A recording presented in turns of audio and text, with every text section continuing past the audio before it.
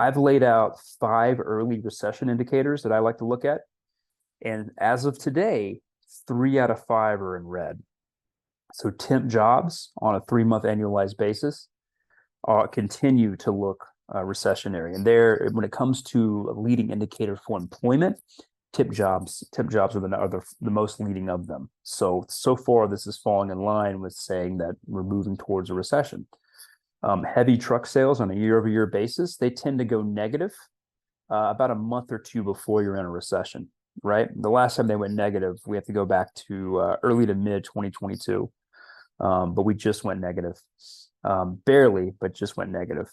Employment comp received on a year-over-year basis, minus the Fed funds rate. This is an interesting one, but it's been pretty accurate. It's given 2 false positives this year, but this one that we had last month, it went negative and it just went back to positive. Once this goes negative and stays negative, you're either in a recession or very, very close to one. But so far, this one's hanging in there. And then continuing claims came out today, and I mean, it was pretty bad.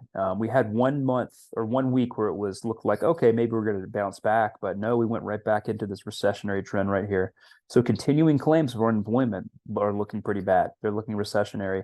The big one is initial claims for unemployment on a 4-week moving average, and it's hanging in there. Once this one goes red and starts looking like continuing claims, you're either in a recession or very, very close. And I've been saying this for a while. This doesn't look like it's a business cycle that's fueled by credit. It looks like it's fueled more by income and earnings. And so that's why I think a lot of people have been getting this wrong. And we're starting to see some cracks within the household income. We're seeing household checkable deposits on a year-over-year basis going negative for the first time back since March.